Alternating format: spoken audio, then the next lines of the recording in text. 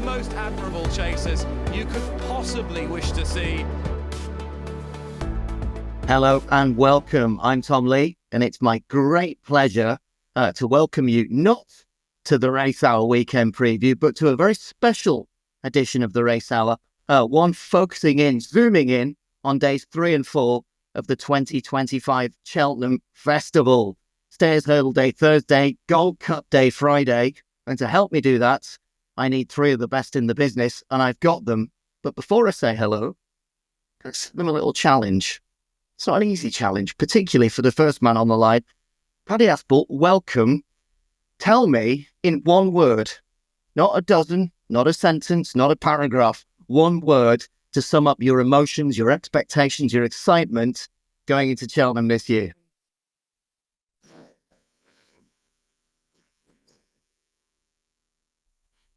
Excited. Very difficult in one word, unfortunately, but that's the best I can do. But I hope that's okay. But it was mentioned to the boys, I'm going to be there for all 4 days. I'll be ready for a lie down by the Saturday. But like I said, very excited. Well, we're excited to have you on the line, Paddy Aspell, as a Cheltenham Festival winning jockey back in 2010. Plenty more on that momentarily, as there will be from this man, Barry Doyle, the originator, the founder, the genius behind champ.ie. Barry, give me the one word that really sums up your attitude to Cheltenham 2025. Fearless, Tom, fearless. Another one who's absolutely fearless. I like that one. He's our racing expert, resident Darren Hughes. He will be staying on Strong Up the Hill come Friday afternoon. One word for Cheltenham this year, Darren. Apprehensive. Cagey. I like it. Well, I don't think there'll be too many people who are apprehensive as we tee up in conjunction with our sponsors, incidentally. They are Betfred and Gambling.com. Day 3 of the 2025 Cheltenham Festival. It is Stayers Hurdle Day, but prior to that, and there'll be plenty of other meat on the bone, don't worry about that, but prior to that, we have got a mouth-watering clash. Please, they both get there in one piece, because at 3:20 on Thursday afternoon, day 3, this will be one of the clashes of the entire meeting. Factor File, a winner of the Brown Advisory in 2024, up against a raider not from across the Irish Sea, but from across a different pond, coming over from France. Il est Français, the Kempton Park specialist, a horse so electrifying with his travelling style, people would pay to watch him alone. How's this one going to play out, Paddy Aspell? Which one would you want to ride? Will Il est Français act on a testing, undulating track such as Cheltenham? There is so much to discuss. Yeah, for sure. That's obviously the biggest question he's got to answer, isn't it? Il est Français. But I have heard James Reevely mention on other podcasts about this horse that even Auteuil, obviously Auteuil is a flat track, but because of the different variation and obviously the terrain, because this horse he's a bleeder, isn't he? But the different variation of obstacles that he's got to jump around there, he's much more smoother and just more effective over a regular UK fence. Now, obviously, he has got the undulations of Cheltenham to cope with here, and he's going to have Protectorate in his ribs, isn't he, here? So it's interesting, but he's just a very, very fast horse over this sort of trip. Now, I mean, even over a fast track like Kempton, he could get plenty of horses out of their comfort zone, and you could see him doing the same here. Still a very young horse, only a 7-year-old. Now, even if James Reevely looks to have an awful lot of horse turning in, you're going to be very, very itchy to see how far up this hill he's going to get. I suppose visually at Kempton, it looked like the tank was empty a little bit because he chipped in, didn't he, going to the last, and that appeared sort of the difference. I won't say the difference of winning or losing, but it appeared he emptied out, but the numbers don't say so. The numbers say that Banbridge actually quickened past him, and Il est Français has kept galloping. So I know obviously he might be a little bit of a push for some people to follow him in here simply because of the test Cheltenham is going to pose, but I really do like him. I know they've obviously been tossing the Gold Cup idea up in the air as well, but I think there's a huge day in this horse, and I think we're pretty safe away from French ground. That we're okay, I reckon, on the bleeding front. So I'm going to give him a chance here. It will be a huge winner for France, and the first, real big festival winner, I would say, for France in quite a while. But I certainly wouldn't be blinking here, because this is going to be fast and furious. You know what Dan Skelton and Harry are going to do? They are really not going to give James Reedley a second piece on the front end here. But I'm just going to go with the younger legs here and stick with James Reedley and Ile Francais. Fantastic. It's very exciting, isn't it? I'm old enough to remember the great days of Barracuda, Francois Dumaine, Thierry Dumaine. We've seen a few good ones coming across since then. What a story it would be. Just to bring you up to speed before we talk to Barry, the latest prices as we're recording, obviously these are always subject to fluctuation with the Cheltenham Festival, minute by minute, but Betfred, our show sponsors, alongside Gambling.com, they are non-runner, no bet. So if these horses don't turn up, you'll get your money back as cash. But right now, as we're recording, 6-4 Fav, factor file for Willie Mullins, 3-1 Paddy's Il Francais, Allez les Bleus. Bambridge, of course, his Kempton Slayer is 4-1. Gaelic Warrior 4-1. Protectorate, Pace Setter 9-2. Spillan's Tower 5-1. So much quality. Imagine if they all do show up and fire on the day. What a spectacle it might be, Barry Doyle. Yeah, lots of people speaking, I suppose, about the French angle, Tom, coming into the race. I thought it was interesting. The last 11 winners of the race were actually French bred. And just looking at, I suppose, Il Francais, there's probably two horses in the race that have the potential to go past 170 in terms of a rating here, and it's the top two in the market. And I suppose looking at recent history in the race, from a punting perspective, Tom, 9 of the last 13 winners were either favoured or second favoured. So that's a pointer towards the front end of the market. Factifile, I thought he was going to be the next big Gold Cup horse from Close Sutton. I thought he was going to be a real challenger for Galloping the Champ, and I'm not sure it's ideal coming into the Ryanair, reverting halfway through the season back to 2.5 miles. I do think it's the right race for him, because I don't think he's going to beat Galloping the Champ. But the interesting one in here, arguably the best piece of form on offer, and people are probably going to throw stones at the television here, but I actually think that King George second from Il Francais was a really, really good performance, given the fact that he obviously disappointed. Paddy mentioned the bleed, etc. On his penultimate run, but it was they went a fair gallop now, and he's the most, probably the best horse we have at the moment over a fence. The ground he makes, Paddy made reference to James's comments about, I suppose, the British fences. But I just have a worry about the form at Leopardstown with Grange Clare West, Blitten, Galloping the Champ and Factifile. That would be a concern for me. I think Bambridge is rock solid, good ground around Kempton. So to be beaten by him over 3 miles on good ground around Kempton, I don't think was any disgrace whatsoever. I thought it was an absolutely cracking run. He's only had the 7 runs over fences in his career, Il Francais. Lots of people are talking about the track and how will he get up the hill, etc. Another interesting stat, I think it was 10 of the last 11 winners of the Ryanair Chase. Looking at the comments, the race comments after the race, they're either prominent or made all. So it tends to favour horses up there on the pace. Factifile, we know he's been held up in his races.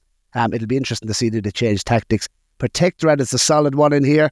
Does Gaelic Warrior go? He wouldn't interest me whatsoever, even if he did step up and trip. All the shrewd money's coming for Jungle Boogie. He's 11 years of age. It's hard to see, even though he is lightly raced, how he could still be improving. So I think it all points towards a massive run from Il Francais, and if you're willing to forgive the Auteuil run, I think he has to be a massive player. And a 3-1, as I said, I only see 2 horses in here that can put up a performance past 170, and he'd be one of them. So I'm going to side at the prices with Il Francais, given the campaign of Factifile. I don't think it's ideal coming in here. Barry, play devil's advocate 1 second. Stay with me. Imagine if he does do that and posts a performance of 170 plus. He destroys them. He electrifies Cheltenham. People are waving French tricolours. Paddy Aspell is seen eating a baguette and a string of onions in the winner's enclosure with the winning connections. Everybody's happy. Will they then be saying, "We made a real mistake here privately. We should have held on to our ammunition, gone after Galopin des Champs come Friday afternoon"? Or will they be happy to take the prize and say, "Merci beaucoup, we're taking the Euros back to France"? Yeah, and I'd say they'll be working back from if they do win it this year, they'll be working back to the Ryanair again, because I think this is his trip, the intermediate distance. I don't think he's quick enough for, even though his jumping is, I don't think, I wouldn't have liked to seen him in a Queen Mother. I put it to you like that. And in a Gold Cup, I mean, he was stretched to Kempton. I think an extra 2 furlongs here up a hill wouldn't be for me now. Well, we had to play devil's advocate. You've answered it emphatically. Darren Hughes, we have 2 votes for Il est Français. Have we got 3? Or are you going to throw a spanner in the works? Neil Point from my end. I'll go into more detail. This is the potential to be a class race.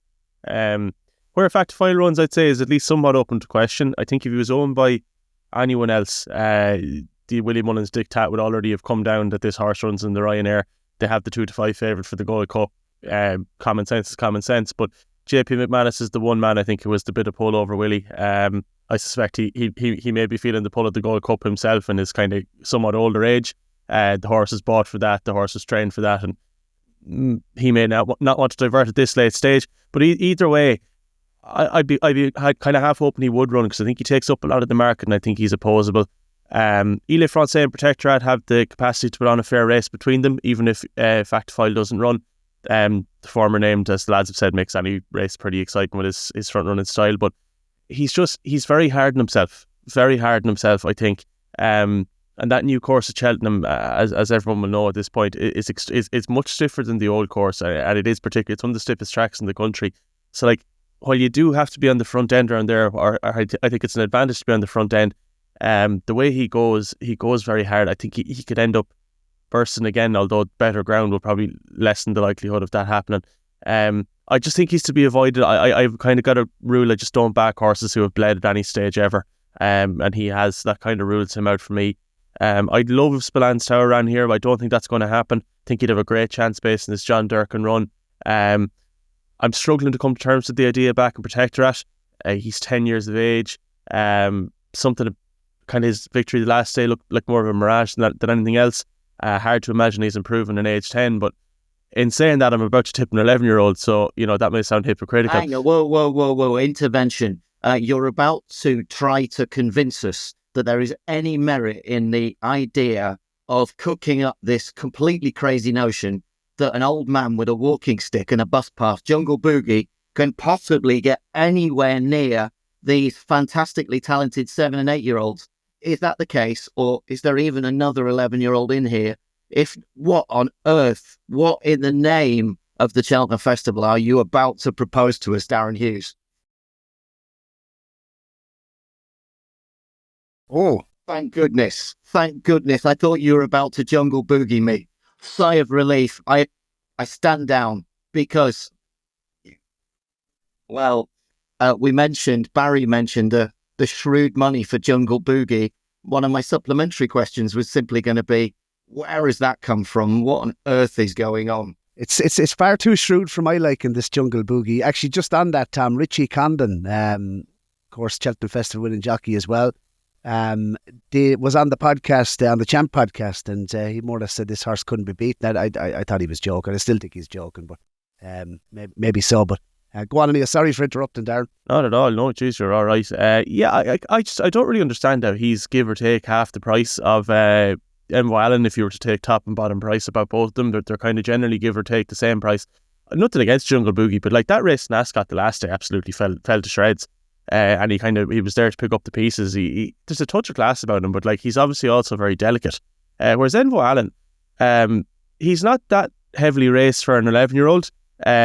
He kind of looked pretty much as good as ever, give or take, in Down Royal in November.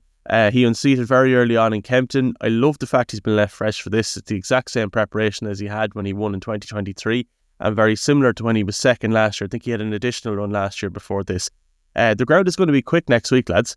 I think. I know Paddy was saying before that they've had a lot of rain in the months leading up to Cheltenham, and there's a bit of drying out to do. But I think come Thursday, if you get a dry week, you could be running on pretty good ground, and I think that'll suit him big time. He's 2 to 4 times the price of Protectorat, who won last year on soft ground, kind of outstayed Envo Allen, who made 2 mistakes at the last 2 fences. I cannot see any world where he's that big of a price differential between himself and Protectorat. I know the age thing is against it, but as I said, he's relatively lightly raced, and he has a lot more class than most of these in this race. So at the prices, I think I'm going to take a flyer on Envo Allen. I think he's about 14 to 1 there with the show sponsor. Sold. Well, I tell you what, the the case made is a strong one. And what's more, that run that you highlighted at Down Royal in November was a very impressive one, I thought. So 14-1 Envoy Allen, a lovely alternative to the front of the market. Question marks about Factor File. Big thumbs up twice for Ile Francais, and your each way pick, Envoy Allen at 14-1 currently with our show sponsors Betfred. Moving swiftly on, because there's always a lot to say about Cheltenham. How much is there to say about the Stayers Hurdle, the supposed feature of day 3, 4 o'clock slot, and yet the market would have you suggest, currently as we're recording, tips on 10-11, bet 11 to win 10, about Tihupu, who did exactly that 12 months ago. He turned up, he took this prize. Arguably on paper, it's a less competitive race in 2025. Can anything stop him? And Paddy Aspell, would you back him at those kind of cramped odds? 10-11, Tihupu, a repeat.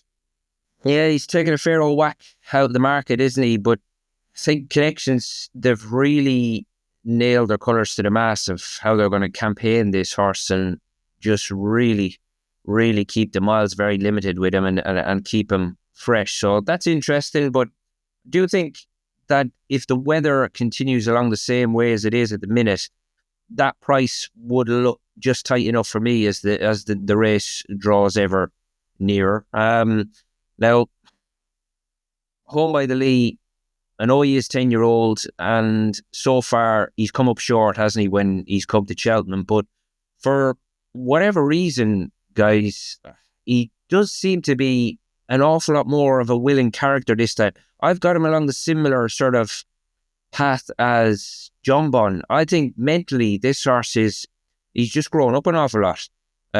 Some stables are better than others with their social media output. Joseph O'Brien's fantastic, and probably an awful lot of people don't realise that both Banbridge and Home by the Lee, they're quite tricky customers to ride out in the mornings at home. Considering what we see these horses on the track, we just think, they're good old sticks and they're very experienced. But Tom Doyle, previous ex-national hunt jockey, he rides Banbridge most days in his work. Now, he's a tricky customer, quite a keen horse, believe it or not, at home. And Home by the Lee, although he is better now, again, he's a bit tricky in the morning. Just takes a bit of knowing, takes a bit of managing. But for whatever reason, I really think it might sound a bit silly, but the fact that Danny Mullins rode him at Navan earlier in the year when JJ was laid up, I think he really sweetened this horse up a little bit. I've never seen this horse travel like that for a fair old while. Obviously, JJ was back on last time, but he's just a thoroughly likeable horse. His age, people are going to knock him for, but I just think mentally, because he's in a better place now, similar to John Bon, he is actually improving as a racehorse. Now, he's got to tick the box by turning up and doing it at a festival, and he is in against some really, really good younger legs here, and he is going to have to keep on the path that he's been going this year. Rocky's Diamond, I think, could be a real flying ointment here. He's half his age, 5-year-old, and that performance at Gore last time where he all but ran away with the jockey and hit the line hard, he could be very, very interesting. But I'm going to stick with the baby Joseph here, lads, and Home by the Lee, and see if he can just put right that little bit of a negative he's had with the track so far. I just think mentally this is a horse who's in a good space at the minute. Now, I've heard JJ say they're going to try something different. I really don't think that's going to be make the running. They've tried that with this horse. He is not a front runner. But what they're going to try different, I don't honestly know, but I'm intrigued to find out, and I'm at the prices, I'd be willing to take the chance. At the prices, which are currently, as we're recording with Betfred, 6-1 Home by the Lee, and an honourable mention for the youngster, the baby, the 5-year-old Rocky's Diamond, who is currently 14-1. And Paddy, kudos and a big thumbs up for the mention of the legend that is Tom Doyle, who, of course, go way back 18 years ago to 2007. If my memory doesn't fail me, rode Oscar Park to win the Pertemps at this fixture. So a nice bit of symmetry there as well. Barry Doyle, who will tell us in his own words what wins the 2025 Stayers Hurdle. Will it be Tihupu again, or is there value lurking somewhere down that list? Well, just on Paddy's comments, I think Joseph is going to have a brilliant festival. I think he's some super chances in the handicaps, and Banbridge, I think, could certainly put it up on decent ground to gallop in the Champ in the Gold Cup. But I think the handicaps, Joseph will have a fantastic festival. But sorry, Paddy, I cannot. I think he's one of the worst prices of the whole festival, home by the Lee. Genuinely, I think he's had 3 goes at the Stayers Hurdle. At 10 years of age after 29 runs, you mentioned growing up. He'd want to be grown up by now. And you mentioned the tactics as well. I don't know what genuinely they're going to try different with this horse. I'd actually consider him place laying him at that sort of price. 6-1 best price wouldn't be for me whatsoever. Teahupoo is a horse, obviously, 8 years of age. He's 11 wins from 17 over hurdles in his career. Best fresh. The ground could have become, he's a shorter price now than what he went off on the day. I'd say if you're going back to Teahupoo, just wait till the day. He'll definitely get a bigger price on the day with Teahupoo. Nothing against the horse. I actually backed him for the race last year at skimpy enough price, 9-4. He went off 5-4. Loved the fresh angle with him. I just couldn't be touching him or putting him into multiples at that price. And just looking at, I suppose, the race itself, 6 of the last 10 winners return 10-1 or bigger. So it can throw up one at a big price. And there's a couple of interesting ones in here. Lucky Place for me, I definitely would have stamina concerns with him. People are putting him up as an alternative. I wasn't impressed what he done in the last furlong last time, and I just would be concerned a little bit about the stamina at the end of his race. The Wall Park, if he doesn't, he's definitely interesting. I think he'll stay all day if he's on the premises. I could see him placing. Mystical Power is interesting, but it's a massive ask on his, to come back and win a Stayers Hurdle after his campaign. I mean, he hasn't been seen for over 70 days. Rocky's Diamond, Paddy, you mentioned him. I think he's very, very interesting at his price. The Queelies, one of the sharpest young trainers in the business. Rocky's Diamond, winner of the Galmoy Hurdle at Gorham Park. Teahupoo won that, of course, in the past. He went on to win a Stayers Hurdle, but this horse will only be having his 7th run in a Stayers Hurdle. There's a lot of upside with him, and what I like with him is the ground is dry and he's form actually on decent ground, albeit in a lower class at Gorham Park. He's won on good ground, so if the ground dries out, I wouldn't have a worry for him. And the race last time, the Galmoy, even though he won, got up to beat the Devil's Coachman, who's since come out and really franked the form. I think the Devil's Coachman has won once, if not twice, since. The form, it looks rock solid from the Galmoy, and the ground was soft to heavy on that occasion. The race wasn't run to suit. It turned into a bit of a dash. They went very, very slow early, and he was there to be shot at. There was a couple in line ready to take him on coming down to the last, and I just loved how he dug it out. So he's improving rapidly, and at 5 years of age, similar enough profile to Flooring Porter when he came into the race. He would have had a lot more racing, obviously, than Rocky's Diamond. But this horse, I just think there's a lot more upside. And the question with him is, where's the ceiling? So if you were to ask me to back one at a price at the moment against the market leader, 16-1 best price Rocky's Diamond, I think that's good each way bet for Declan Queally. And I hope he runs a big race. I'm really looking forward to seeing him out again on his 7th start in the Stayers.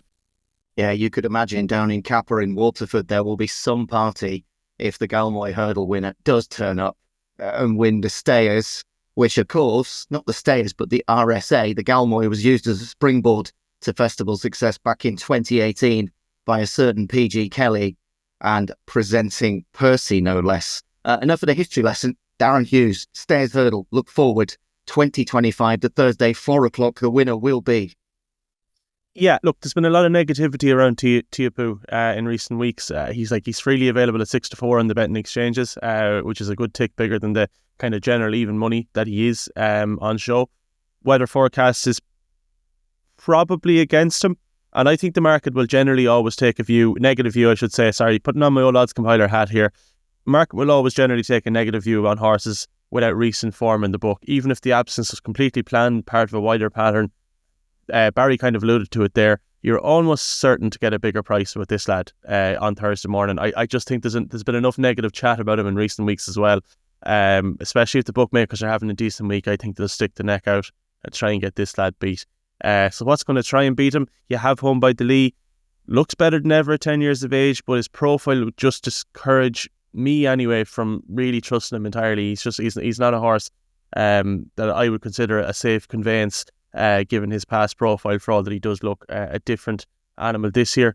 Not convinced he's in love with Cheltenham. Maybe it's the travel over, but or maybe it's been in the box that long. But overall, I'm just happy to swerve him, though I can see the case for him. I've seen people tip up Mystical Power this week for this race at a wise guy price. To those people, might I recommend a warm cup of tea, lots of sugar and a lie down, or maybe a Xanax or something like that. I'm not convinced by Lucky Place either. There's a built-in assumption that he'll improve for the trip. I think the overall shape of his form is not strong. That leads me back to the favourite, Stolen All as it is. I think we may end up getting a very generous price about Tiapu on the day. This race is riddled with horses with holes in their form, horses who have to go some to get near his level. I think he's 8 years of age. He's probably in his prime. I don't think the race is as deep as it was last year. Anything evens plus is very fair. But again, going back to putting on my old odds compiler hat, I think you might get a touch 6-4 in the morning of, depending on how the week is going. So Tiapu for me, anything above evens is grand. Absolutely superb. We are deep into day 3 of the Cheltenham Festival and this bespoke Racehour Festival preview. That's before we move on to Gold Cup day 4, the Friday.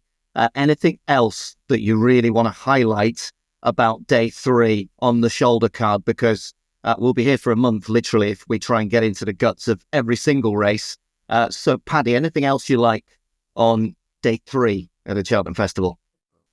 Well, I suppose we could be talking all day about eye catchers leading up to the Per Thames, couldn't we? But that's the nature of the race. If you've got qualifying races, you're always going to have eye catchers there. But I definitely think that Paul Nolan's mare, Feast of a Dancer, is definitely worth a look here. She's only 6, and she isn't the easiest customer to deliver at the right time. So a well-run race, could be a proper old slog here. And I think that could suit Feet of a Dancer. Again, she is fitting that category. She was an eye catcher last time, but she's got to be delivered late. So I'm hoping that's what happens here. And round about 12-1, I think she represents reasonable value, but it can be a bit of a minefield, the Per Thames, but she was certainly one that caught my eye. Ain't that the truth? Unless, of course, your name's PG Kelly and you turn up and win it with a horse who has had a rather good preparation and turns up and wins very, very easily and goes on to be absolute grade 1 material. Anyway, made my history lessons. They need to stop because Barry Doyle is going to tell us what else he likes on day 3 of the Cheltenham Festival on that shoulder card, Barry. Yeah, in the Mare's Novice, I thought probably the each-way value, and I could see her on the big race, Caroline Bambouche, good form from France. She's was beaten on really quick ground at Naas. She probably would want a little bit more ease in the ground, but in that Mare's Novice, I was happy enough to take on actually Maureen and 6.5 at the top of the market with her. I just think there could be more to come. I liked what she done at Fairyhouse the last day. She won by 2 lengths. It could have been 12 lengths plus. She could have won as far as she wanted. I like the way she jumped. I like her style of racing. That's Caroline Bamboo. In the handicaps then, on day 3 of the festival, really, really interested in Nürburgring. Now, it's a race that the Jack Richards Novice, handicap chase. Great to see the, handicap chase back for the novices as well. It's going to be really, really competitive. So just be careful. But I do think that he has a lovely profile for the race. Rated 150 over hurdles.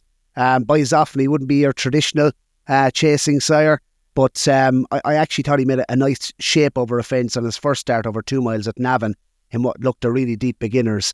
And he's had 2 spins since, obviously qualifies for the race. And, he's rated 140 over fences in Ireland, £3 tax. I thought was more than fair. He looks to me to be absolutely laid out for the race. And Nürburgring in that in that Jack Richards novice handicap chase, that's definitely of interest at 7-1. I could see that going off a lot shorter. Company Sergeant is interesting. I thought if that went to the plate, I thought that had an interesting profile. Second start for Gavin Cromwell, thought ran an absolute cracker over hurdles on his first start for the stable at Navan. Had to tee him up for a good run. I thought he could be treated nicely as well by the British handicapper. I think he only got £4 on top of his Irish mark. And so he's a good bit of experience as well over fences. 9 starts, but there could be more to come. And one of the big price in the Kim Muir, I think she ticks a lot of boxes for the race. I know there's been a lot of money for Johnny Hu and Derek O'Connor, obviously booked to ride. You'd have to respect Johnny Hu and the Kim Muir. But 9 Graces is a horse that I know that they've always thought a lot of in Barry Connell's. And her jumping, I think, is a big, big asset heading to Cheltenham. There's been 2 of the last 4 winners of the Kim Muir were mares. She'll have a nice race and weight. She won a Punchestown the last time in the Amateur National. So Vinnie Maguire has been on board. He's obviously had a sit on her and knows the horse well. She jumps, she stays. I think an extra 2 furlongs up the hill is not going to be an issue to her. She's by Capguard, really respectable French sire.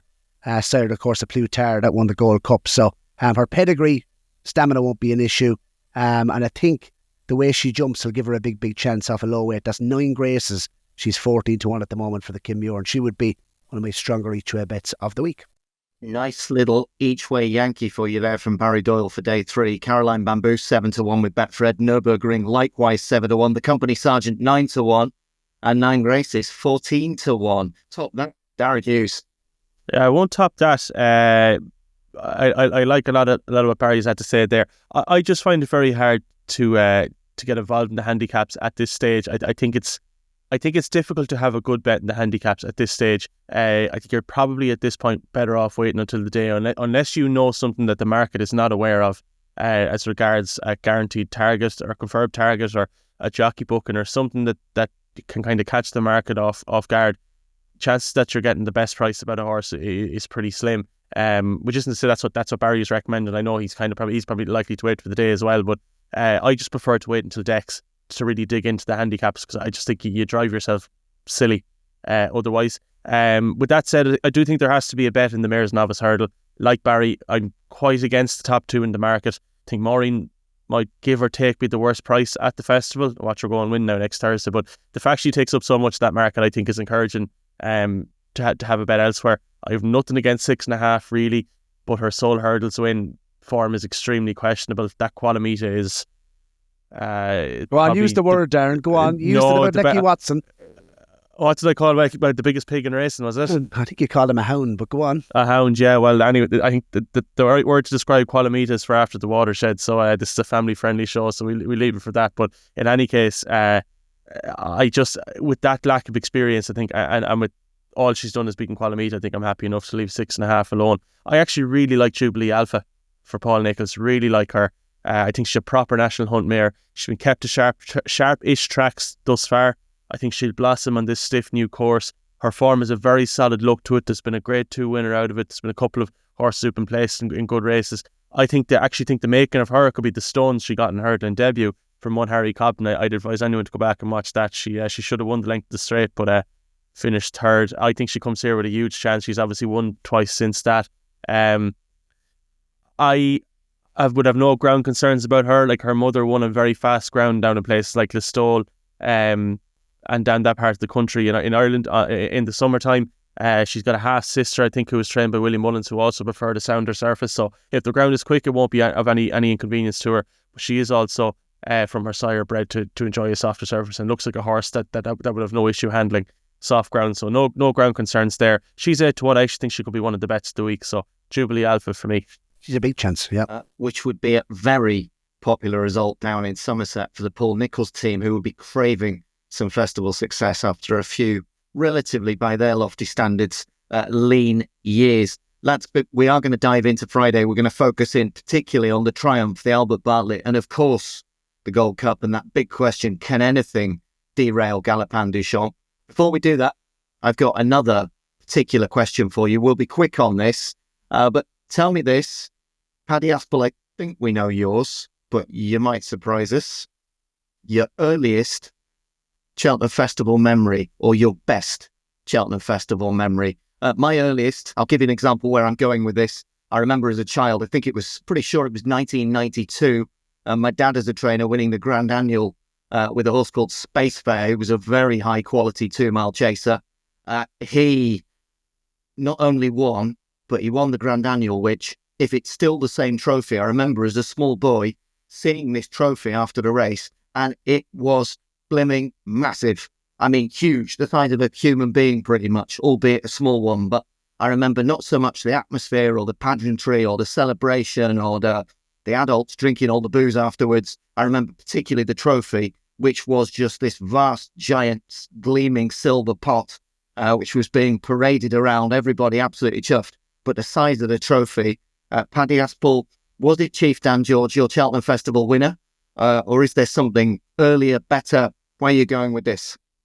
Well, probably a couple of earlier highlights, really, Lee. I mean, I love the Danoli era. It was the small man, wasn't it, turning up and, with a real good horse. They were really good times. But possibly from a financial angle, although I will have to state that it was the mother putting the bets on for me. But I remember getting on the school bus, and the bus driver was an absolute racing nut. Never stopped talking about horses and racing and betting and everything. And it was the year that Storm and Norman got the Gold Cup Cheltenham Hurdle Double with Aldebrook and obviously Master Oates. So that would have been, was it 96? Pretty sure. Fantastic. Pretty sure it was that year. And so, by the time I'd gotten on the bus to go home, I'd had my mum had a good old punt for me on Alderbrook, and the bus driver gave me the good news that Storm and Norman had gotten the job done. So I enjoyed that bus trip home.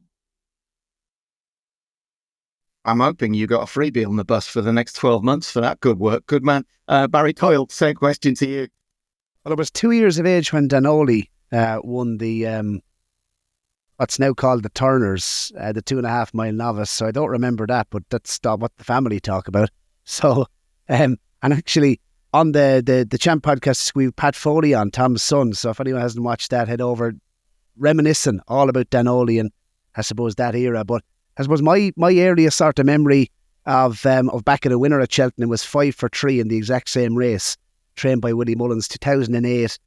Ruby Walsh was on board, and still to this day, I think this was one of Ruby's finest rides. He was held up in last place. I think the second was trained by Mouse Morris. Trafford Ladd was in there for Dusty Sheehy, and for Paddy the Plaster, of course, Tom Cooper's runner was back and forth. So it was a first, it was a 1, 2, 3, 4 for the Irish, and Jess Gleeson, she's since moved on. She's living now in Australia. Shout out to Jess, and she's made a good life for herself over there. She was in our class in secondary school, and the whole of us, the whole class basically, had 5 for 3 to win. He went off 7-1. You wouldn't get 7-1 on a Ruby Walsh or a Paul Townend ridden Willie Mullins runner in a Turners nowadays. But it was just it was such a good ride by Ruby Walsh, and 7-1 was obviously a juicy price. So the whole school backed 5 for 3 that time.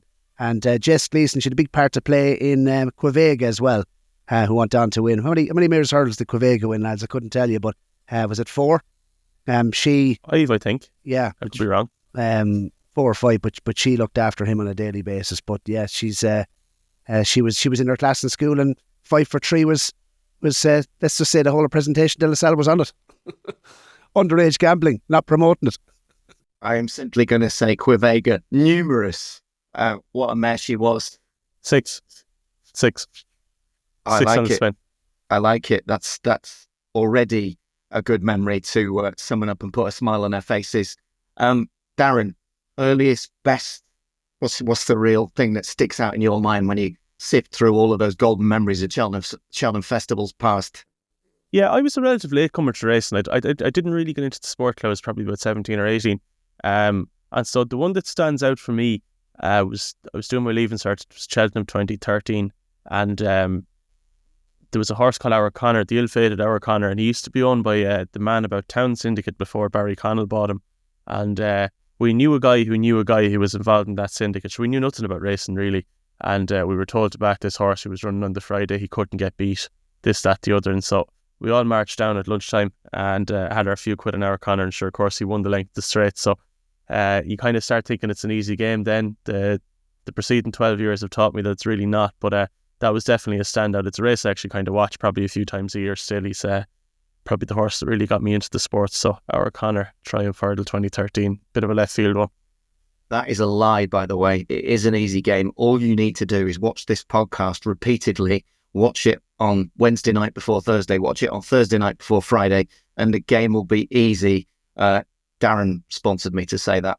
Some of it may not be true. The rest of it definitely is. Let's look ahead to Friday now, because there is a lot of excitement going into this year. Particularly, I would imagine, if you're the trainer, James Owen, who's made such an impact. He's winning with all manner of horses. He's winning low-grade flat races on the all-weather. He's threatening to win the Triumph Hurdle with a horse called East India Doc, who himself was a very handy flat horse but he's proving to be an even better hurdler. Not only that, he loves Cheltenham. Twice this season he's been there. Twice he's won Grade 2 prices.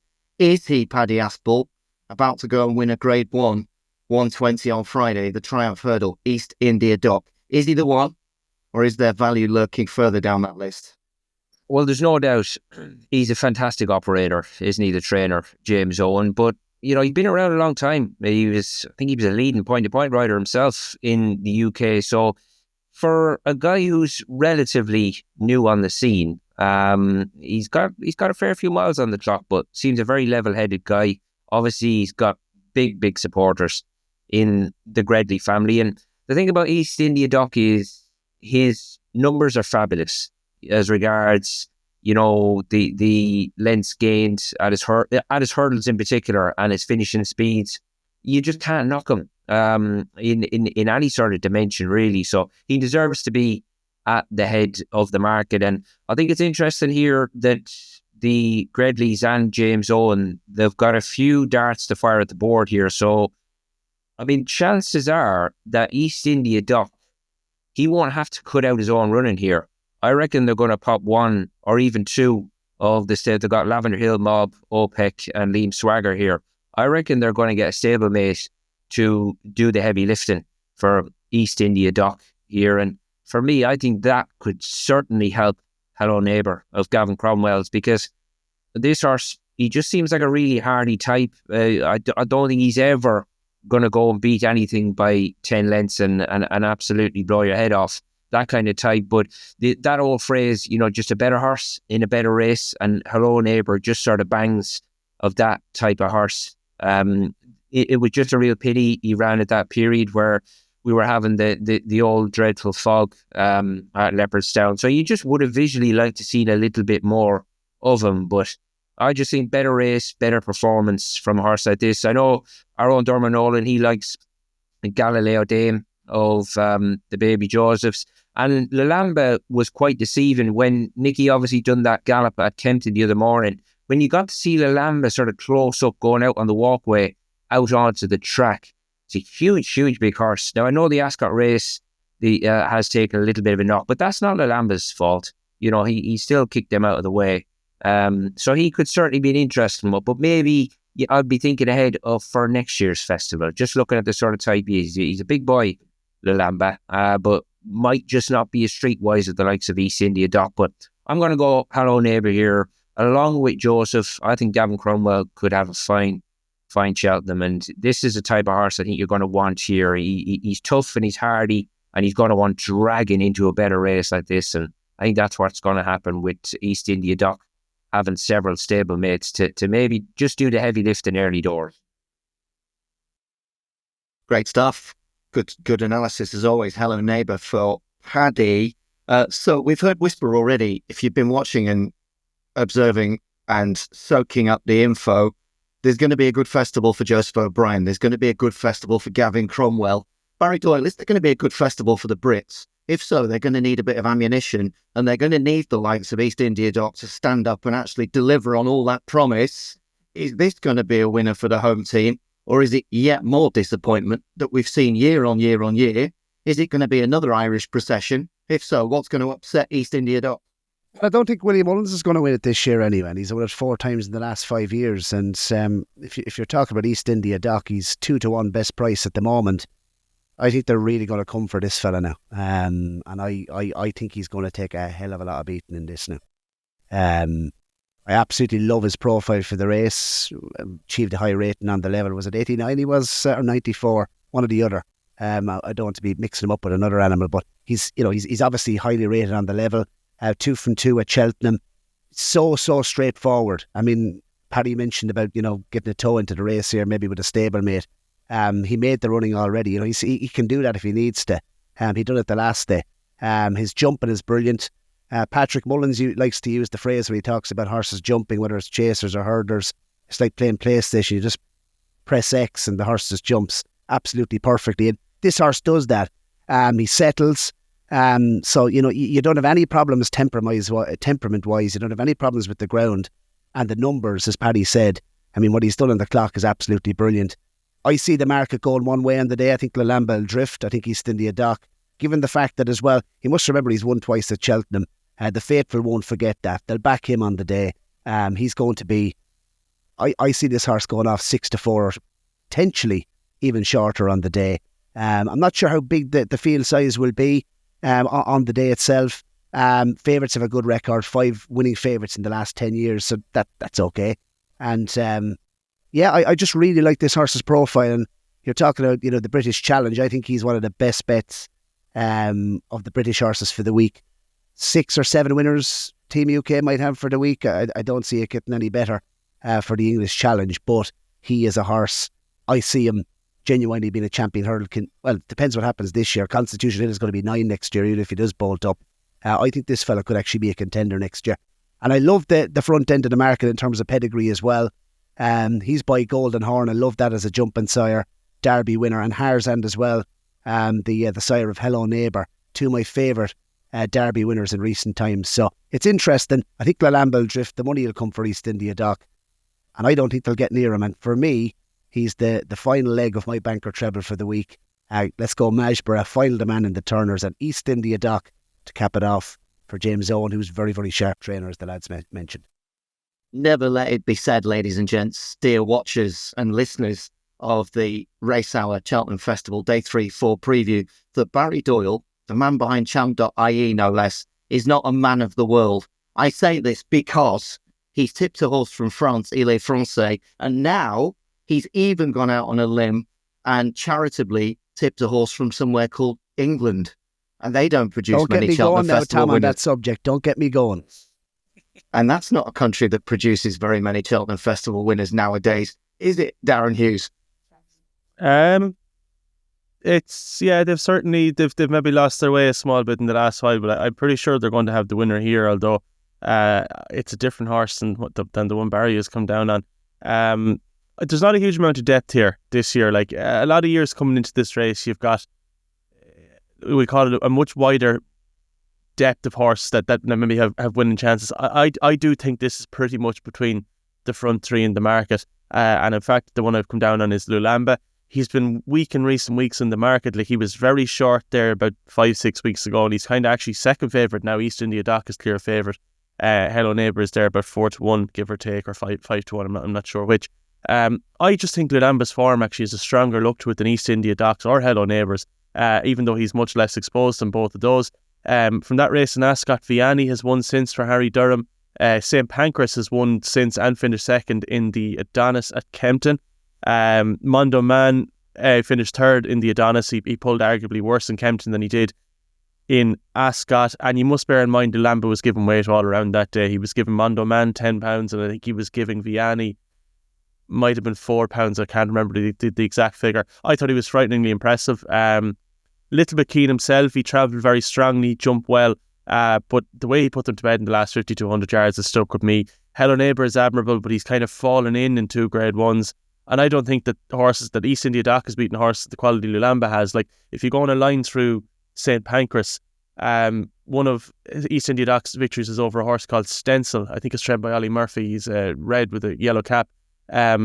He ran in the Scottish Triumph hurdle, and he was well beaten when falling at the last, behind St Pancras. So I suppose on a line to that horse, I know that's not exact science. I would say Lulamba has his East India Dock covered. I think there's a lot more to come from Lulamba. Stamina would look to be his forte as well. I'm looking forward to seeing him on the new course, and I actually think he's going to take a fair amount of whacking on the Friday at the Cheltenham Festival. So Lulamba for me. Obviously the answer is no, but there's no wrinkle or concern or question mark about Lulamba's trainer's form, is there? Because by his very, very high standards, he hasn't exactly been smashing in the winners of late. As we're recording, he's had 4 winners in the last couple of weeks, but he has had more beaten favourites than winners, which with the ammunition and the gift he has, maybe isn't perhaps what you'd anticipate. Yeah, I wouldn't disagree. Has this happened a few times in the last 3 or 4 years where Nicky Henderson's form has tailed? I know last year was a bit of an exception. That there was a bug through the yard, either real or imagined. I'm still not sure which. I still think the man should have been given a HIA for not running Sergino on the Friday. But anyway, that's neither here nor there. I think I remember something like this a couple of times in the last 5 or 6 years that Henderson's form has tailed off in the week or two leading up to Cheltenham. doesn't massively concern me, to be honest with you. I think with a yard of that size and the amount of favourites they send out, you're going to have periods where those favourites don't win. I don't think it's necessarily indicative of anything more malicious. So it's worth pointing out, but it's not a huge concern for me.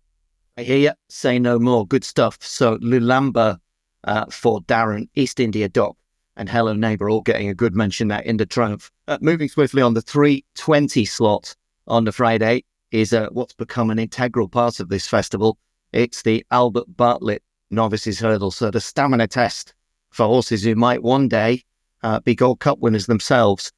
We talk about East India Dock, we talk about Lulamba, we talk about the British Challenge, and yet, Paddy Aspell, looking ahead to this Albert Bartlett, there is no British trained horse in the first 7 in the betting for the Albert Bartlett.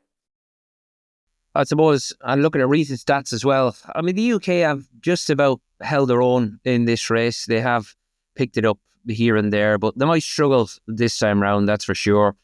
Final Demand, obviously, if he comes here, he's run some huge numbers, and obviously we've seen the owners that they've been unlucky that they've had to withdraw their Caroline Tisdale, should I say, has had to withdraw their lovely horse from the bumper. So you'd wish them certainly a bit of luck. He looks a real old-fashioned type for me, Final Demand, and I've heard Ruby Walsh remark about this chap. You know, he certainly doesn't ride at home like your typical walk in the park. So I wonder if drying ground is going to be right up his street, if that's what we get here.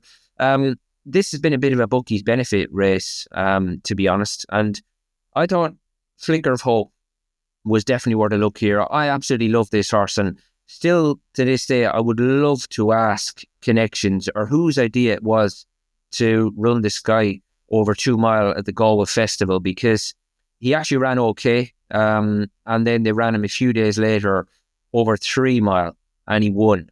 He's still a very, very raw individual, this, I think, and at the prices, I think he's a cracking each way bet, Flicker of Hope, because for a horse that stays well, he's a good, strong traveller, just very, very uncomplicated. He would have a bit of work to do at the numbers, Flicker of Hope, but I just think, looking at previous winners, this is a race we can go to a horse a little bit further down the ladder maybe than what people might expect. And I just want to give the Northern horse a mention as well, because Lucinda Russell, she talks so fondly about this Derry Hassan Paddy. I thought he showed a great attitude at the Winter Millions meeting at Windsor last time, because from the back of the last, he had very little racing room. It got fairly snug up under that standside fence up the run-in, and but he wanted it and he battled and he got the job done that day. Another horse I'd say who's got an awful lot of ability, he's in there around about 20 to 1, but at round about 16, I think the Vahis have got a real nice one here in Flicker of Hope. He's got enough experience, I think, for the hustle and bustle of a race like this, and one thing he won't be doing, and that is stopping at the death. So more of an each way stab here, but I thought Flicker of Hope represented reasonable value. I like it very much. And let me just highlight one other point before I bring Barry back in. Back in 2019, I know it seems like an eternity ago now, pre-COVID, etc. But a horse who would go on to achieve a little bit in his career was sent off 50 to 1 for this race. It proved to be the wrong price, because he not only won this race, but would go on to be placed in an RSA, win a Gold Cup, and be placed in another Gold Cup.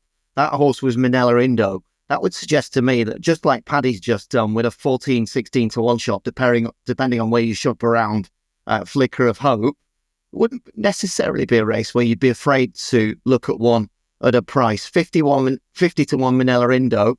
What's the 2025 equivalent? Yeah, look, I suppose looking at the race itself, you mentioned, big prices. 9 of the last 11 winners returned 14 to 1 or bigger. So, shout out to the brother-in-law. We were speaking after the Dublin Racing Festival, and so he's campaigning for Final Demand to go up to 3 miles. And he said he'd go off close to even money for an Albert Bartlett. Couldn't see that happening. First of all, look, Brian Drew did say, 70-30 in an interview with Nick Luck, that the horse goes to the Albert Bartlett. I'd make that 99.1% that he goes to the bar. I cannot see a world where he goes to the Albert Bartlett, having had just 2 starts over hurdles. I know the ground is drying. Spoke to Maddie Flynn O'Connor on the podcast this week, trained both Big Westerner and Final Demand to win point to points. He has no issue with ground for Final Demand. He did say to me, though, that the Big Westerner, the ground for her could be dried out. I backed her at bigger prices for the Albert Bartlett. I would be concerned. I wouldn't be backing her again at single figures, the Big Westerner. I just think with the ground drying might be a negative. She's a cracking mare, and I love what she done at Punchestown, and she backed it up against the Geldings, obviously, at Limerick at Christmas, but I'd like to see a little bit more rain for her. Final Demand, I think, will go to the Turners. Looking at, I suppose, bigger prices here, Derry Hayes and Paddy, the horse that Paddy mentioned, that's a horse I have massive respect for. The Yard have a really good record in these 3 mile Grade 1 novices, be it at, obviously, Cheltenham and Aintree. And I just think it's a pointer in itself if Lucinda Russell does decide to point Derry Hayes and Paddy at Cheltenham rather than Aintree. Exactly what Paddy said. Loved his attitude off the back of the last at Windsor. It looked to me like he was going to get beaten, and he's battled really, really hard against the Dan Skelton mare to get up and win by a nostril. I think 3 miles on quicker ground. I don't think it's going to be an issue to him. By the same sire, Arctic Cosmos, as a High Seigneur. He's obviously had form on decent enough ground. I would be with him at a bigger price. Ballybow is an interesting one. If he gets his jumping together, he won at in County Tipperary on his most recent start. His jumping wasn't brilliant, but I think the phrase quoted was he took his coat off and he got down and dirty when he needed to. Gigginstown have a good record in the Albert Bartlett. He's another one at a bigger price that could run a big race. But for me, at this moment in time, the Big Westerner is a mare I really respect. I'd like to see a little bit more rain for her. But if you were to force me to have one at a big price, I think Lucinda Russell's. We're heading to Scotland now, Tom. We're off to Scotland this time. Lucinda Russell, Derry Hayes and Paddy is one at a big price. I give it a good squeak each way. You took the international flair right out of my mouth. And what I will say is, highlighting that Windsor run, when he beat Honky Tonk Highway, he was giving her £4 as well, which probably is even more meritorious. So looks a fair animal if he shows up perhaps at 16 to 1 at present as we're recording with our show sponsors Betfred. Derry House and Paddy could, in the words of both Paddy and Barry, be one of those each-way players alongside Flicker of Hope. Do you concur with that, Darren? Or are you about to throw a fly in the ointment and tell us that, first of all, Final Demand won't go to the Turners, he'll come here, he'll win laughing at them? Or is there a big price alternative a la Manila Indo 2019? What's the formula? I just want to make clarification first of all, Tom. Just as I was talking with the Triumph there, the horse I was supposed to refer to was Static in relation to the form line between Lulamba and East India Dock. Lulamba actually has beaten a horse called Stencil as well, but that's the one that's favoured for the Fred Winter, whereas Static is the one trained by Ollie Murphy I was thinking of. As regards this Albert Bartlett, I don't think there's any concern Final Demand doesn't run. I'm pretty sure, I'll put it to you this way, if there was a 2-way market and I was offered 1 to 4, he'd run in the Turners. A significant portion of my net worth to be going on the 1 to 4. I think Willie has put the mockers on people this week. He hasn't even had to open his mouth. It's been a few exchange movements. I mean, I'm pretty sure that Kopek de Board shortened up for the Turners at one point this week. A few mad little bits and pieces happening. We've obviously got Lossiemouth as the nearly odds on for the Mayor's Hurdle at this stage, depending on where you look. So I just tell people to keep calm and carry on, as the phrase goes. As regards to Albert Bartlett, anyway, the Big Westerner, I think, will end up going off favourite here. I don't think she's as ground dependent as people are suggesting she might be. Westerners, in my experience, they tend to enjoy a sounder surface, a lot of them. She didn't look to be a pure mud lover to my very admittedly untrained eye, but it's her inexperience that would concern me more, and I think I'd be against her for that reason. I'd love the Yellow Clay here if he showed up, but I think he's a genuine 70-30 chance now, I think, to go to the Turners as opposed to this. But his stablemate wingmen might show up here, and I think he'd definitely have his chance. On a line through Mozzie's sister, he's at least as good as Big Westerner. But what I like about this lad is he's consistently improving. This will be his 5th or 6th hurdle start, 5th I think. He's improved from each one, learning all the time and improving as you get up and trip. That's another thing you'd really like to see. Gordon won this last year with a horse called Stellar Story, who was having his 5th hurdle start also. 5 hurdle starts seems to be a pretty strong trend in this race down through the years. Vanillier was the same. We had a couple of exceptions then in the interim with, your Jungle Boogies or not Jungle Boogie, the Nice Guy, sorry, and what was the other one? Stay Away Fade. They were relatively inexperienced, but I think generally, as a rule of thumb in this race, lots of experience and being quite exposed is no bad thing. So you'd have to imagine a horse like Wingman is going to be brought to peak for this day. His jumping will need to improve from Leopardstown, but he strikes me as a horse who will absolutely love the test of the Cheltenham New Course, and also as one that might improve when he's not forced to lead. He's been kind of used as a pacemaker, the last twice. He's a decent price there at the minute. I'll wait until declarations to make sure the yellow clay definitely doesn't show up here. But if he doesn't, his stablemate, and also won by the Moran's Wingmen, who would be very deserving of a winner of this race. Wingmen for me, hopefully in the Albert Bartlett. Wingmen as short as 10-1 with our show sponsors, bigger in places. I think I can see 16s with some rival firms. So Fred's odds compiler is certainly showing a bit of respect for the chances of Wingmen, who gets a mention with Flicker of Hope and Derry, Hassan, Paddy. Right, let's steam on into this Gold Cup then. 4 o'clock on Friday, the 2025 renewal. And the big question, Paddy Aspell, a man who, lest we forget, has not only been to the Cheltenham Festival once or twice, but has actually physically, in real life, not just in his dreams, ridden a winner there. For that reason, we elect you first to tell us, could anything, whether it's a mid-race incident, whether it's an improved piece of form, whether it's just a freak of nature or a below-par effort, can anything stop Galopin Des Champs? If so, who, what, where, how? It just looks in inevitability a foregone conclusion. And yet, down the years at the Cheltenham Festival, just when you think it can't go wrong, somehow it does. A certainty is never a certainty until they're over the line, up that hill. And as the bookies will say, my good mate Ben Keith, one of the kings of the ring, he will say the jaws of that hill, they open up and they swallow favourites. Galopin Des Champs, yes or no? What are we saying?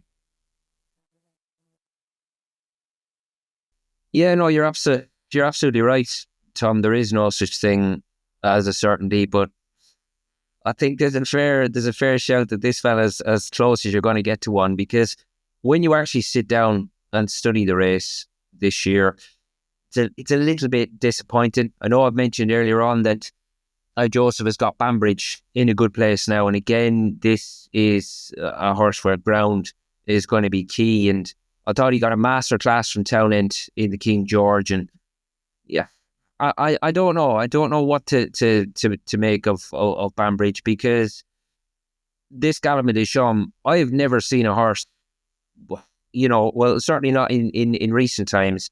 His lung capacity, it just appears to be incredible, because he just appears to love aggression as regards in the saddle now, and he thrives on it. Now, I know he really does destride him on home soil, but he's done plenty right this side of the water as well. And I mean, if you want to get into his ribs early doors, you are only just affecting your own chance with this guy. And obviously, he put in a monster performance over Christmas. He won again at the DRF, but I thought Townend was poetry on him, because he had the middle of March in mind when he won on him last time. Yeah, he was relatively aggressive on him, but he only done enough to get the job done, because they were always going to switch the tactics up on fact to file, so he wasn't going to get into his ribs, and nobody else did either. So he was able to win, I would say, with a fair bit up his sleeve, thinking of this day ahead, where they can really dip the tank in the Gold Cup. Obviously, there's very little meat on the bone in his price, and I think, all being well and with a clear round, he is going to join an elite, pretty small elite group of horses here on the Friday. Just looking from an each way angle, it's a difficult one, because Corbett's Cross, yeah, he could hit the frame, but he's been disappointed. One I would maybe want to chuck in here with some nice ground and Brian Hughes back on board is maybe Paddy Neville's the real whacker. He's a very capable horse on his day, but if he's to be seen to his best, Brian is going to have to be aggressive on him. So what is that going to do with his chance if he wants to eyeball Galopin Des Champs? Probably won't help it, but he's a very capable horse on his day when things drop right, but we can say that about plenty of horses. But for me, I would be just more than happy to sit back and just watch a fantastic horse here. Great answer as always. Barry Doyle, anything to add to that? I mean, who on earth, how, what, why, where, maybe? What can you say about this Galopin Des Champs? He seems to be the elite horse. He seems to tower above his rivals, and it looks almost an impossibility to see him beaten, or is it? Well, I was with him when he won the Martin Pipe, and I was with him when he came down in the Turners, and not that I haven't forgiven him, but I just have taken him on in open company a couple of times now, and you'd want to be a fair daredevil now, Tom, to be at this crack again. And the race isn't as deep as it looked at this stage last year coming into the race. Obviously, Faster Slow, the ground went against him last year. He drifted out to double figures. Jerry Colombe doesn't go for the race. It doesn't look a deep race whatsoever. For the first time that I can remember anyway, I think there's a possibility we could actually genuinely have less than 8 runners in the Gold Cup. If the forecasts happen to change, which I don't know if it is or it's not, doesn't look like we're going to have very much rain next week. I genuinely would give Corbett's Cross, if we had rain forecasts now, I'd give him an each way chance of getting into the mix if the ground, if it looked like we were going to have a lot of rain next week and the ground was, soft to heavy. He was a really good winner, obviously, of the National Hunt Chase last season. Obviously, this is a different ball game, but I actually thought, funny enough, I know he was well backed at Ascot. I actually thought he ran a good enough race over 2.5 miles. That'll sharpen up his jumping a little bit. When his jumping needed to be right last season on the big day, it was right. He jumped brilliant in the National Hunt Chase. Obviously, they'll be going quicker in the Gold Cup than in the National Hunt Chase. Again, I could see him running well. Would I back him today as we're speaking this morning with the forecast? No. Banbridge, obviously the big target for the year really was the King George, wasn't it? And, he's got him won that. He's got a masterclass ride. The ground will be coming right for him. People are talking about Banbridge's stamina, 3 mile 2 furlong. I actually genuinely wouldn't have any issues with his stamina. He's won the new course in the past. I think he'll stay 3 mile 2. Whether he stays it as well as Galopin Des Champs is another thing entirely. So I think the market has it absolutely spot on. I wouldn't dismiss what Paddy said about the Real Whacker, though. In a race, look, he's an absolutely massive price. Needs to have his own way on the front end. Didn't get that at Kempton with Ile Francais in there. He absolutely loves Cheltenham. He's a Brown Advisory winner. Jerry Colombe second in the race last year, obviously, only beaten 4 lengths. The Real Whacker beat him, of course, on ground that wasn't ideal in a Brown Advisory. So if there was one at an absolutely massive price, if he did get him back to peak form, the Real Whacker, he's kind of been, he's been the horse that everyone wants to throw stones at, isn't he? Like, people knocking the Real Whacker heading into the Brown Advisory said he'd absolutely no chance. I actually backed them and I tipped them as well. So I'm fantastic, aren't I? That's not what I'm going with that. What I'm basically saying is I think this horse is a better horse than people have ever given him credit for. He's a brilliant jumper. He loves Cheltenham. And if there was one at a massive price to outrun his odds, it could be the Real Whacker on this type of ground. But Galopin Des Champs, in summary, I think he'll be the fifth horse in the history of the game to win 3 Cheltenham Festival Gold Cups. I'm not going to back against him this time. Well, the Real Whacker, who at least in one of 3 runs this season has proven his quality on a big-ish stage, winning up at Wetherby in the Grade 2 Charlie Hall Chase. And we think at this stage that a multiple former champion jockey, Brian Hughes, will be reunited with him in the saddle. So might that be some sort of an each-way angle? Darren Hughes, let me put it to you like this. Probably before your time, based upon what you've said about your introduction to racing, but going back to the early 2000s, much loved, very famous horse called Best Mate dominated this race in maybe some kind of a similar vein of form. He won it in 02, 03, and when he won it in 04, there were only 10 runners. He bullied the market and indeed his rivals, winning it under Jim Colotti at 8-11. It looks as if this far out, Galopin Des Champs will maybe have less rivals and will be an even shorter price. Have you got anything that could encourage those of us who would be looking for a value play or some way to derail GDC? No, I haven't. I'm not going to waste a huge amount of time here. I think the horse is probably going to go off 2 to 5-ish. I personally wouldn't have a bet at 2 to 5 on a Gold Cup. 2 to 5 is not a price I'd be afraid of having a bet at, don't get me wrong.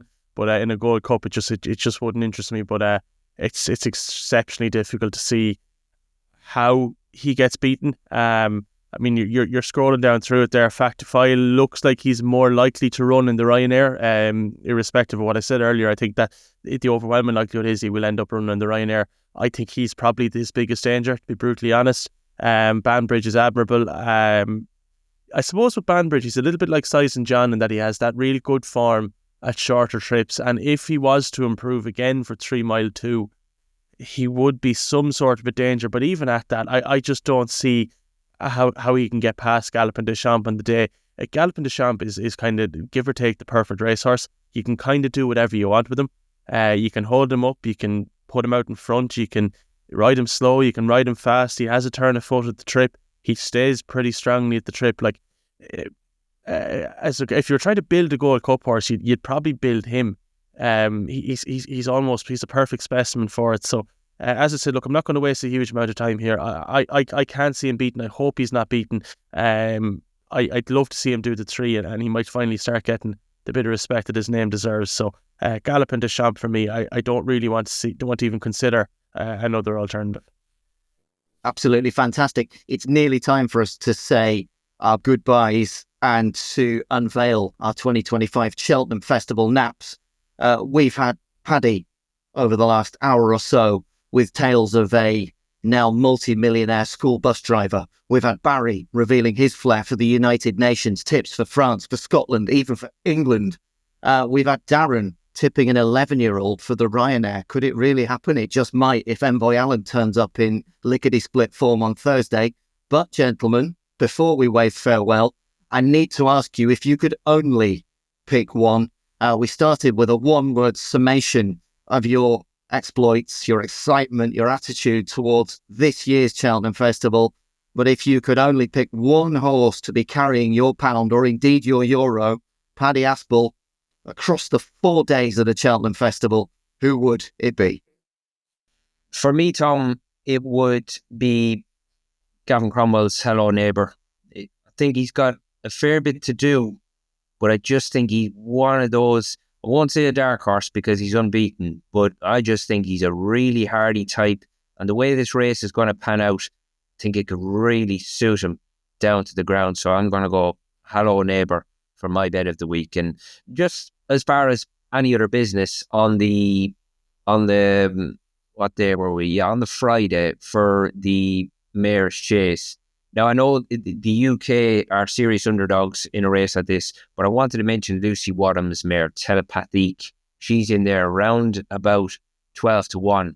Now, on the numbers, she wouldn't have an awful lot to find considering the price that she is. She's a real good mare, this. And Lucy Wadham, her strike rate for runners this year has been truly incredible. And obviously, Gavin Cromwell is always strong in this department. And I was lucky enough to be there for all 4 days in the paddock for every race last year. And just worth mentioning, I know she hasn't come to the ball this year, but Limerick Lace was by far the best looking horse I've seen all week. I think maybe she's gone the wrong way for running in a Grand National, but I just wonder if she could maybe come back to a little bit of form in the mayor's race. But Telepathique was my first mention, just a little bit of any other business there for the Friday. Absolutely tremendous. Telepathique currently 10-1 with sponsors Betfred, and Paddy's main selection is Hello Neighbour in the Triumph Hurdle at 9-2. Barry Doyle, it is that time when I ask you to nail your colours to the mast and give us that one selection you cannot live without at Cheltenham 2025. Well, Final Demand is fast becoming my favourite horse in training. I think he's an absolute Rolls Royce. I think he's everything you want in a racehorse. The fact how he switches off, he settles like a lamb. Paul can pull him wherever he wants. He's by walking the park. I don't think the little bit of nicer ground is actually going to inconvenience him. And for the turners, I thought he'd take a hell of a lot of beating, so I'm going to put him forward as the nap pick of the entire week. I think he'll give the New Lion all he wants of it. So there we are. But I think I actually want to comment on Paddy's horse there that he mentioned, Telepathique. 4 wins from 5 this season. When these mares stay improving, I actually think she's one of the each-way bets of the entire week. Looking at the market, like Dino Blue, Is she getting better? I don't think she is. Only by night, Spindlebury, Allegory the Vassy. Only by night I'd have stamina concerns for Allegory the Vassy. I think she's regressive. And so the front end of the market, I would be happy enough to take on the front end of the market. And Lucy Wadham does well with mares. We've seen that before. Martello Sky, Teresita, done well in handicaps this season. I think Telepatique is certainly a big danger to the front end of the market. And each way, I think she's a big chance in that mare's chase. I'd have to agree, Paddy. Absolutely superb, Barry. Thank you very much. Then there was one. That one is this man, Darren Hughes. Take it away, Maestro. Sure, yeah. As regards any other business, first of all, I've had approximately 2 anti-post bets for this year's Cheltenham Festival, one of which was Bioluminescence. It doesn't look like she's going to get her ground. I'd say she's an unlikely traveller, so we'll scratch her and put that one in the pile of value losers that's getting higher by the year. The second anti-post bet I've had is actually in a handicap, so it'd be remiss of me not to mention it. It's Solar Drive in the Fred Winter on Tuesday. You can scroll down the prices. It'll take you a minute to find him. He's about 50 to 1 there, best price at the moment. I think he's a bit shorter with our sponsor. He's about 25 to 1. And it's the 50s that I took just on the assumption there's no way this horse will go off 50s. He ran in the Scottish Triumph Hurdle. Well, he won over hurdles early in the season and then was put away, was brought back to run the Scottish Triumph Hurdle. First run in a while, there was a couple of false starts. He kind of went up the straight twice and had to come back, and then led the whole way, jumped exceptionally well and was just picked up late by St. Pancras after a bit of last hurdle carnage. St. Pancras has obviously gone on to finish second in the Adonis since. This horse runs here off, I think, 124 or 126. I know for a fact he's going to come on an awful lot for that run that he blew up like a blowy-uppy thing coming to the last in Musselburgh. He was supposed to have a prep run before it, but Storm Awin put paid to that. So Solar Drive in the Fred Winter on Tuesday. Expect him to outrun his odds.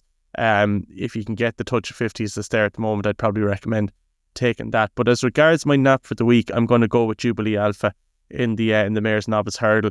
As I said at the time when we went through the race, I just think the first two have enough doubts about them that I think you're probably getting inflated prices about the ones in behind them. Paul Nicholls hasn't got many good darts to fire at this year's Cheltenham Festival, but I think this lady might be one of his best ones. As I said, proper national hunt mare. So hopefully she can break the Ditchies Cheltenham Duck. Jubilee Alpha for me. Absolutely superb. And to just retrieve those so you don't have to, if you're watching this and your mind is fried after absolute glut of fantastic information from the boys, those naps in the Triumph Hurdle, Hello Neighbour, in the Turners Novices Hurdle, Final Demand, and finally for Darren, Jubilee Alpha in the Mares Novices Hurdle, which with our sponsors at the time we're recording, 9 to 2, 13 to 8 and 7 to 1. That would pay for a few drinks over the course of the week, were it to strike gold. Folks, thank you very much for being with us for this Cheltenham Festival preview special here on the Racehour.